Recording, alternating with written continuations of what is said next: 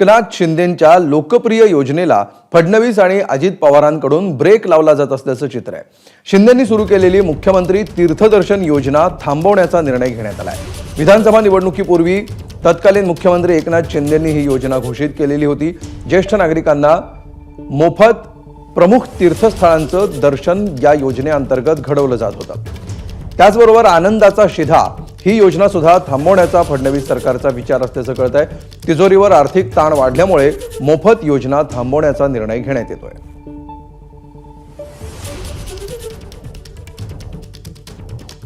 पुढची बातमी, एकनाथ शिंदेंच्या लोकप्रिय योजनांना मुख्यमंत्री देवेंद्र फडणवीस आणि अजित पवारांकडून ब्रेक लावला जात असल्याची टीका अंजली दमानी यांनी केली आहे। एकनाथ शिंदे मुख्यमंत्री असताना सुरू केलेल्या कुठल्याच योजना बंद केल्या जाणार नसल्याचं शिवसेना नेते प्रताप सरनाईक यांनी म्हटलंय।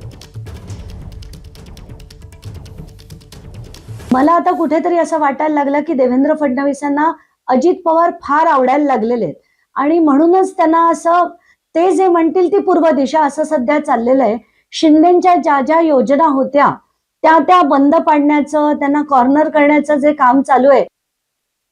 मुख्यमंत्री तीर्थदर्शन योजना जी आहे ती अतिशय चांगली योजना आहे। सर्वसामान्य गोरगरीब बिचारे जे सिनियर सिटीजन असतात, कारण त्याच्यामध्ये सिनियर सिटीजनचा फार मोठ्या प्रमाणात उल्लेख केलेला आहे त्या योजनेमध्ये, आणि ती योजना अंमलात आणावी म्हणून मीच त्यावेळेस मुख्यमंत्री एकनाथ शिंदे साहेबांना पत्र दिलं होतं आणि सर्वसामान्य ज्येष्ठांनी त्याचा फायदा सुद्धा फार मोठ्या प्रमाणात घेतलेला आणि भविष्यामध्ये सुद्धा त्यांनी घ्यावा। अशा कुठल्याही योजना ज्या राज्य शासनानं चालू केलेल्या आहेत सध्या तरी बंद करायचा कुठलाही निर्णय अजूनपर्यंत झालेला नाही। एबीपी माझा, उघडा डोळे बघा नीट।